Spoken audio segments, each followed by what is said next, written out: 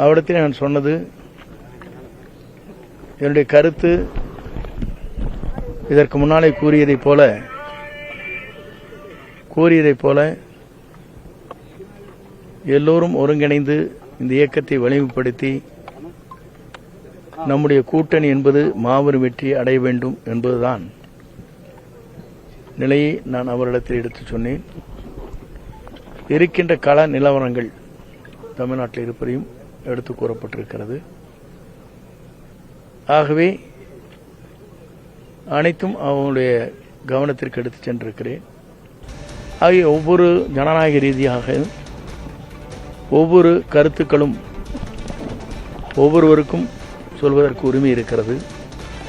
அந்த அடிப்படையில் ஒவ்வொருவரும் தங்கள் கருத்துக்களை வெளிப்படுத்தி வருகிறார்கள். அப்படி இருக்கும்போதுதான் ஜனநாயகம் காக்கப்படும். அந்த அடிப்படையில் அனைவருடைய கருத்தும் மாறுபட்ட கருத்துக்களாக இருந்தாலும் அதை ஆதரிக்கின்ற கருத்துக்களாக இருந்தும் வரவேற்கத்தக்க ஒன்று. ஆகவே அனைவருக்கும் நான் நன்றியை தெரிவித்துக் கொள்கிறேன். ஆகவே எங்களை பொறுத்தவரையிலும் இயக்கம் வலிமை பெற வேண்டும் என்பதுதான் என்னுடைய நோக்கம். நன்றி.